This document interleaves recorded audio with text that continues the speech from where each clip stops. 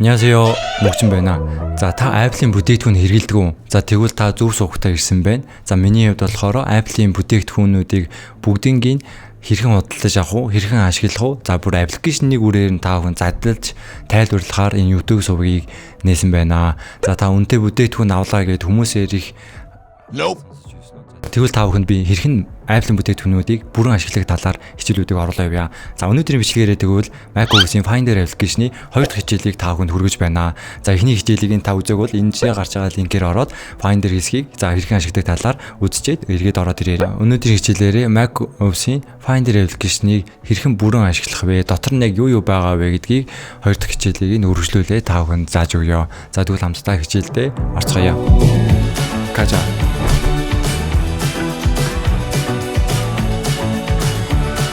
За macOS болохоор Finder хэсгийг сурах нь хамгийн чухал байгаа. За бүгдээрээ компьютероо нээсний дараа зүүн доод буланд харах юм бол Finder нэртэй ийм айкон байгаа. За орох юм бол энэ чинь бүхий л одоо бидний компьютерт хэрэглэгддэг pictures download ч юм уу бүх одоо хард ч юм уу бүх зүйлсүүд энэ чинь орж ирдэг байгаа.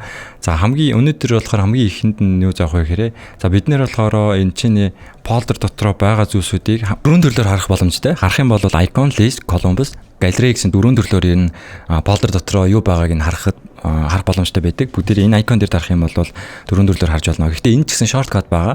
За бүгдээ command 1 2 3 4-ийг дарах юм бол яг дараалалаараа харах бүрэн боломжтой байдаг.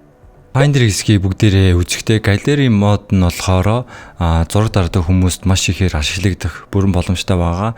За та бүхэн Photoshop-ыг нэхгүйгээр эн чинь засвар хийх бүрэн боломжтой байгаа. За бүгдээрээ Finder-ыг томруулсны дараагаар за харах юм бол одоо галерей хэсгийг сонгогдсон байна. За тэгээ эн чинь доор нэг зургуудыг бүгдээрээ зүүн тишээ, баруун тишээ сумаад арах юм бол үргэлжлүүлээд харах боломжтой. За энэ чинээс харах юм бол more гэсэн хэсэг байгаа. Энэ чинээ дарах юм бол PDF руу эсвэл convert image, remove background гэдэг хэсгийг сонгож засаж болно. За convert image нь болохоор энэ зургийн багтаамжийг нь болохоор шууд одоо засах боломжтой байгаа. За тэгээд та бүхэн зургийн багтаамж нь их болоод за ямар нэгэн Facebook-ээр ч юм уу Messenger-ээр ингээ явуулахад багтаамж нь өндөр байгаа бол заавал шууд сайт ч юм уу хэрэглэхгүйгээр энэ чинээсээ шууд convert image-ийг ашиглаад зургийн сайзыг багасгах бүрэн боломжтой байгаа. За мөн за энэ remove background-ыг дарах юм бол та бүхний үндсэн subject нь үлдээд арийнх нь background хэсгийг автоматар алга болгохоос бүрэн боломжтой байгаа. За мөн бүгдээрээ зураг үзэж байгаа. За энэ зургийн одоо ямар камераар дарсан юм бол за ямар үзүүлэлтийг нь болохоор за энэ харах баруун талын зүүн за баруун тал харагдаж байгаа энэ хэсгээс бүгдийг харах мэдээллийг харах боломжтой. За та бүхэнд энэ харагдахгүй байгаа бол за энэ show гэсэн хэсгээр дараарай. За энийг ч гэсэн яг аль хэсгийг нь харах юм бэ гэдгийг тохирож өгөх боломжтой байдаг. Бүгдээрээ энэ жом буюу энэ цэг 3 цэг дээр дараад за энэ чинь show preview гэдэг хэсгийг дарах юм бол за энэ чинь харагдаж байгаа одоо би камерны линзийг харах юм уу, моделийг хармаар байгаа юм уу? Энэ чинь болохоор яг хармаар байгаа бүгдийг чеклэх юм бол энэ чинь бүх камерны үзүүлэлтийг харах боломжтой. За тэгвэл зураг засдаг хүмүүсийн хувьд за та зураг янзлгүй ч гэсэн за энэ зургийн бүхий л мэдээллийг харах боломжтой байгаа. Дараа нь болохоор Finder хэсгийг хэрхэн яаж харах вэ гэдэг бүдрээ зэгцлээ. За энэ маш чухал байгаа. Энийг тохируулаагүйгээс болоод маш олон хүмүүс эндээс болоод их шандардаг. За зарим нэг чухал файлуудыг олж харж чаддгүй байгаа. За бүгдээр яах вэ гэхээр Finder хэсэг рүү ороод нэг фолдерыг сонгосны дараа энэ чинь 3 зэг байгаа. За энэ дээрээ бүгдээрээ дараарай. За тэгэх юм бол энд show view option гэсэн хэсэг байгаа. За энэ дээр дарах юм бол за энэ фолдерын folder буюу бидний Finder хэсгийг одоо цэгцэлж яаж харах вэ гэдэг нь энэ чинь бүх юм харагдана. За бүгдээрээ icon хэсгийг болохоор icon-оор байн харьяа гэх юм бол энэ дээрээс always open icon view гэдгийг дарна. За тэгэх юм бол бидний Finder хэсгийг нээх үед байн одоо icon-оор харагдах байгаа. За түүний дараа болохоор бүгдээрээ энэ хоёр дахь хэсэг рүү орсны дараа за date гэдэг хугацаагаараа бүгдээрээ сонгох хэрэгтэй.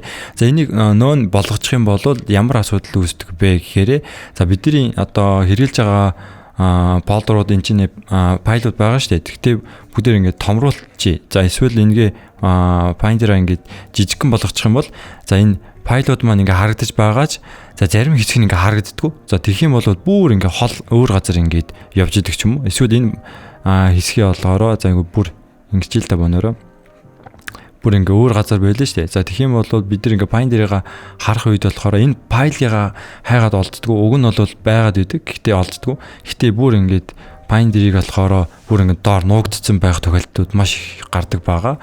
За тийм учраас бүгдээрээ сайн цэгцлэх хэрэгтэй. За бүгдээрээ дахиад цэг рүү 3 цэг дээрээ очиод view option руу очиод цэгцлэе. За энийг болохоор бүгдээрээ заавал энэчнээсээ за last open-ed буюу хамгийн сүүлд нэгдсэн фолдерыг хамгийн ихэнд харъя.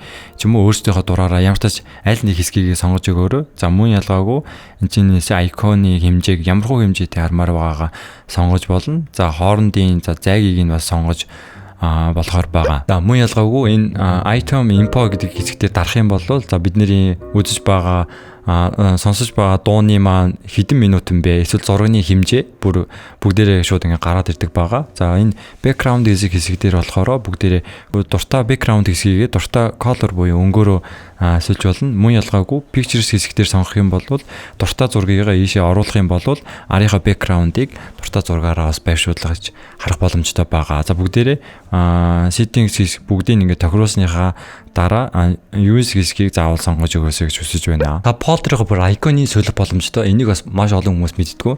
За түүнийд болохоор солихж байгаа folder дээрээ mouse хоёроо дараад get info дарах юм бол folder-ны маань info буюу доторх бүх settings гарч ирнэ. Түүний дараа энэ folder хэсэгтээ бүгдээрээ маузаараа нэг тогших юм бол select хийж байгаа. За түүний дараа оруулах гэж байгаа icon юм уу зураг чирээд энэ зураг ийшээгээ оруулах юм бол за бидний сэнэг folder-ийн маань одоо icon нь шууд солигдох боломжтой байгаа.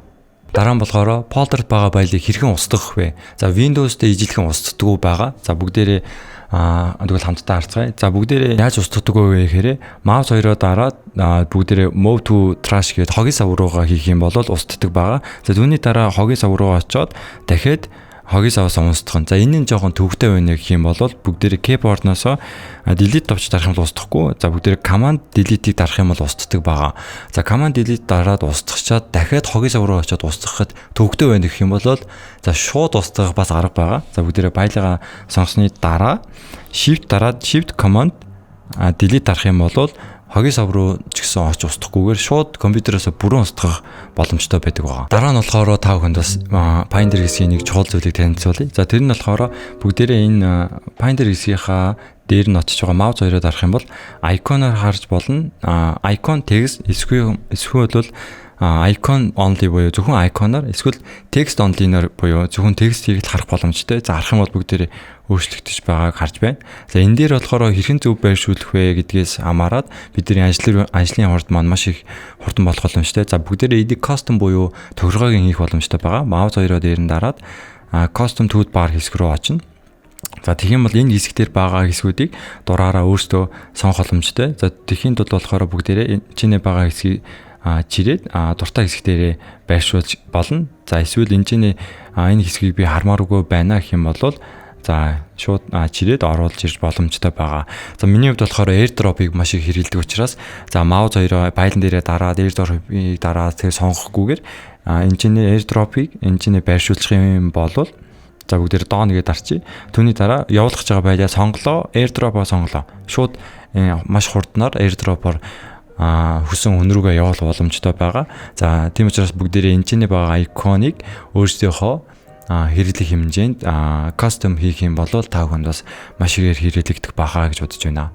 Дараа нь болохоор sidebar-ыг хэрхэн зөв ашиглах вэ байгаа. За бүгдээр харах юм бол Palantir хэсгийн маань зүүн талд болохоор хэрэгтэй бидний хамгийн хэрэглэгддэг файлууд харагдаж байна. За энийг би харахыг хүсэхгүй байна гэсэн хүмүүс байгаа бол энэ view хэсэг рүү ороод энэ hide sidebar-ыг сонгох хэрэгтэй. За тэгэх юм бол зөвхөн бидний харах байгаа folder дотор харах байгаа хэрэгтэй зүйлсүүд маань харагдана. За sidebar надад хэрэгтэй шүү дээ гэсэн хүмүүс эсвэл надад харагдахгүй байна гэсэн хүмүүс байгаа бол энэ дараад sidebar хэсгийг сонгож өгөөрэй. За энэ байгаа хэсгүүд болохоор хамгийн чухал хэсгүүд шүү дээ. Энэ болохоор энэ folder-ыг би байнга хэрэглэдэг гэх юм бол folder-оо чирж байгаад энэ хэсэгт байршуулчихна. За тэгэх юм бол энэ folder-ыг байнга шууд sidebar-аас харах боломжтой байгаа. За хэрвээ энэ хэсгийг би устгахмаар байна гэвэл mouse хоёроо дарж агаад бүгдээрээ remove from sidebar-ыг сонгочих юм бол устгах байгаа. Гэтэ энэ файл нь устсан гэсэн үг биш шүү дээ. За sidebar-д болохоор категори үүссэн байгаа. За харах юм бол энэ цэг гарч иж байгаа. За энийг болохоор дарах юм бол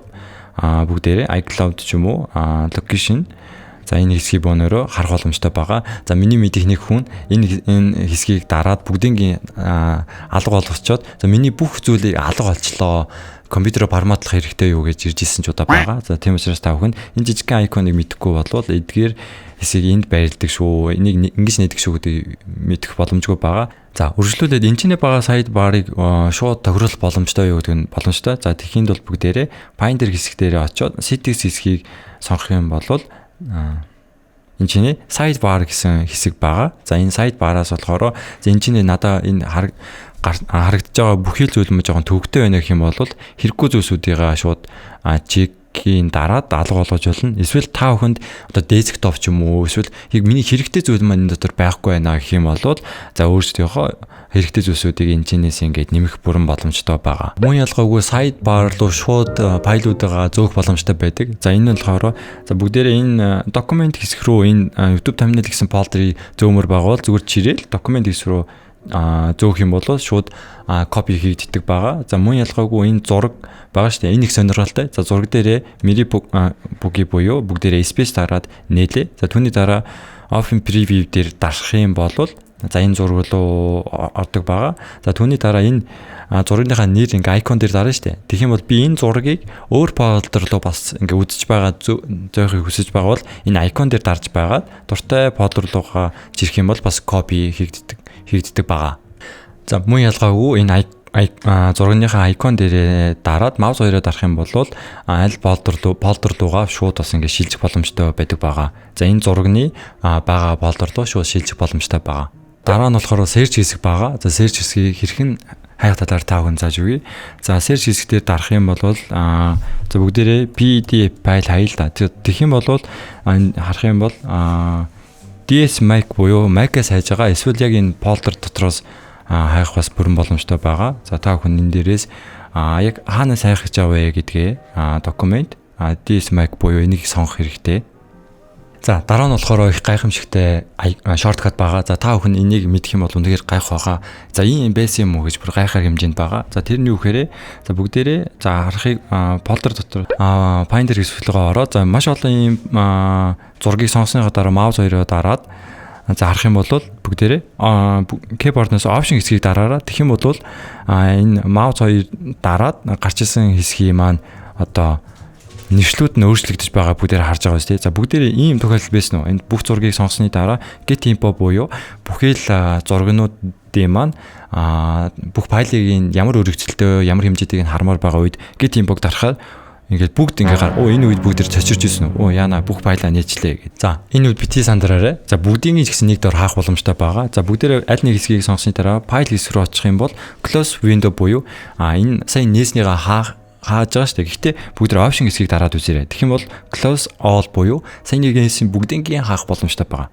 Option дараад дарах юм бол бүгд хаагдах боломжтой байгаа. Тэгэхээр юу гэсэн үг вэ? Та бүхэн одоо нэг 10 ширхэг зургийг сонгоод 10 зургийн одоо багтаамж нь хэд юм бэ гэдэг нийтээ бүгднийг хармаар байгаа бол бүгдээрээ keyboard-наас option хэсгийг дарахад болоо гэсэн үг. За бүгдээрээ харцгаая. За энэ дөрвөн зургийг сонгосны дараа маус хоёроо дараад за get info гэдэг дээр дарах юм бол саяны шиг хэрэг болно. Гэхдээ бүгдээрээ option хэсгийг дарж агаад дарах юм бол энэ зургийн нийлбэр info буюу дотор нь юу байгаа, ямар багтаамжтай гэдгийг нийлбэрээр нь харах боломжтой байгаа. Энэ option гэдэг хэсгийг ийм маягаар ашиглах юм бол бас маш ихээр ашиглагддаг байгаа. Бүгдээр copy paste хийгээг бол мэдэн штэ тий. Тэгвэл бүгдээрээ copy хийчихэд cut хийгээ яаж хийдэг вэ? Shortcut-наас. За энэ бас амархан мөн саяны шид товчлуурыг дарахад болно.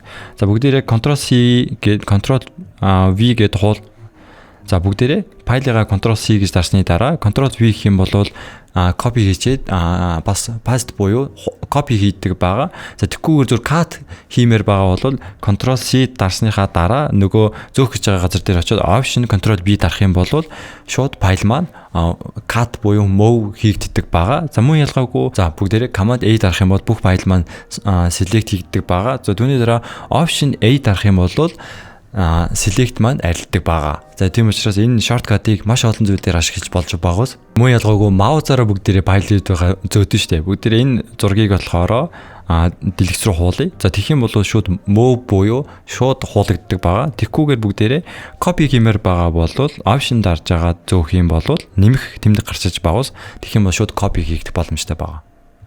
За тийм учраас бүгдээрээ команд биш оффинг хэсгийг дарж байгаад зөөгөө үзээрэй. Тэгэх юм бол маш олон мэдэхгүй зүйлсүүд гарч ирнэ. За жишээ нь за энэ файлуудынхаа бүгдээрээ дарсны дараа контрол хэсгийг дарж байгаа дарах юм бол маус 2 дээр дардаг хэсэг шиг бүх файлуудын өргөтгөлийг нас ингээ харах боломжтой байдаг байгаа. За өнөөдрийн бичлэгийг дуустал нөөцөнд маш их баярлалаа. За Mac OS-ийн Finder хэсгийг та бүхэнд хэрхэн ашиглах талаар тайлбарлалаа. Үүнээс ч гадна маш их сурах зүйл байгаа. За та бүхэн Finder хэсгийн 3 гэж дараагийн бичлэгээрээ оруулъя.